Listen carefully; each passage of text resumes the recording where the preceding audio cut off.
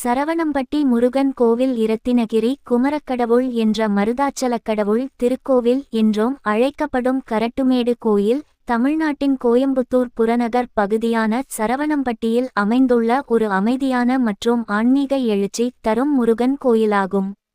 ஒரு சிறிய குன்றின் மீது அமைந்துள்ள இக்கோயில் நகரத்தின் பரபரப்பிலிருந்து விலகி ஓர் அமைதியான ஓய்விடத்தை வழங்குவதோடு அதன் அமைதியான சூழல் மற்றும் பரந்த காட்சிகளுக்காகவும் போற்றப்படுகிறது. அடிவாரத்தில் வாகன நிறுத்துமிட வசதி உள்ளது. கிழக்கு பார்த்த அமைப்பில் ஆலயம். மலை அடிவாரத்தில் வடபுறம் தலவிருட்சம் வன்னி மரமும் அதன் அடியில் மேற்கு நோக்கிய அமைப்பில் வன்னீஸ்வர பெருமான் என்ற திருநாமத்துடன் லிங்கமூர்த்தியாக சிவன் உள்ளார்.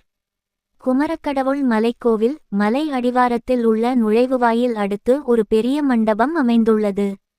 ஒரு விநாயகர் ஆலயமும் உள்ளது. தொடர்ந்து இடும்பன் சன்னதி மற்றும் கன்னிமார் சன்னதிகள் கடந்து பக்தர்கள் சுமார் 150 படிக்கட்டுகள் வழியாக ஏரி குன்றில் மேல் உள்ள ஆலயம் அடையலாம். செல்லும் வழி எல்லாம் மரங்கள் உள்ளதால் மரநிழல்கள் களைப்பை போக்கும். குன்றின் உச்சியில் நீண்ட செவ்வக பெரிய மண்டபத்தில் முருகப்பெருமான் கருவறை உள்ளது.